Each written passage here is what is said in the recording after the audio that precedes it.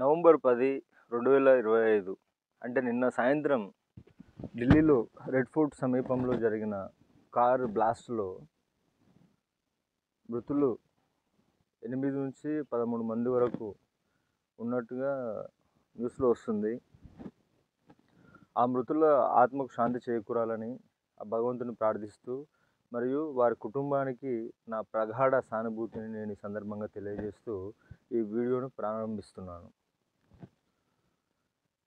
Actually ఈ terrorism కానీ, ఈ ఎక్స్ట్రీమిజం కానీ, ఉగ్రవాదము మరియు నక్సలిజం ఇవేంటి అసలు, వీళ్ళ యొక్క ఉద్దేశాలు ఏంటి అనేది చూస్తే షార్ట్గా,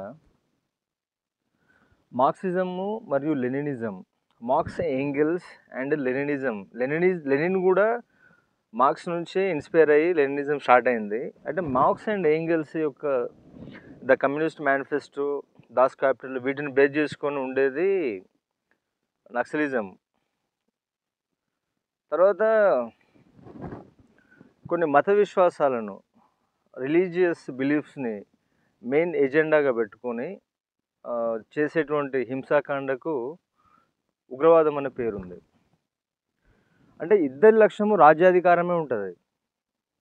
అంటే ఇప్పుడు నక్సలిజాన్ని తీసుకుంటే వాళ్ళు హింస ద్వారా రాజ్యాధికారాన్ని చేజెక్కించుకొని పరిపాలన చేయాలనేది వాళ్ళ ఇంటెన్షన్ ఉంటుంది. వాళ్ళు ఏ విధంగా చేద్దాం అనుకుంటారు? సోషలిజం కాన్సెప్ట్ ఉంటుంది వాళ్ళకు. సోషలిజము, సామ్యవాదం అనే కాన్సెప్ట్ తోటి వాళ్ళు పాలన చేయాలనుకుంటారు. మరి ఈ ఉగ్రవాదం అనేదాన్ని ఎట్లా చూడాలి మనం అంటే, వాళ్ళు రిలీజియస్ బిలీఫ్ సిస్టమ్ అంటే మత వ్యాప్తి చేసుకోవాలి, తర్వాత రాజ్యాధికారాన్ని చేజిక్కించుకోవాలి, అంటే రూలింగ్ చేయాలి అనే ఇద్దరు ఉద్దేశం రాజ్యాధికారమే. దాంట్లో ఒకటి మత వ్యాప్తి అనేది వస్తుంది. వీళ్ళు ఏంటంటే సామ్యవాదము అంటే ప్రైవేట్ పెత్తందారులు ఉండకుండా మొత్తం గవర్నమెంట్ కంట్రోల్లోనే ఉండి సమాజంలోని సమూహం ద్వారా మెయిన్ ఉత్పత్తి కానీ పంపిణీ కానీ జరిగేటువంటి వ్యవస్థలు వాళ్ళ యొక్క పబ్లిక్ కంట్రోల్లో ఉండాలనేది వీళ్ళ ఉద్దేశం ఉంటుంది. అయితే ప్రాక్టికల్గా తీసుకుంటే ఇవి సక్సెస్ఫుల్ అవ్వడానికి ఛాన్సెస్ ఉందా అంటే, ఇవి కేవలం సైద్ధాంతికంగా మాత్రమే వినడానికి బాగుంటాయి కానీ ప్రాక్టికల్గా ఇవి వర్కౌట్ కావు.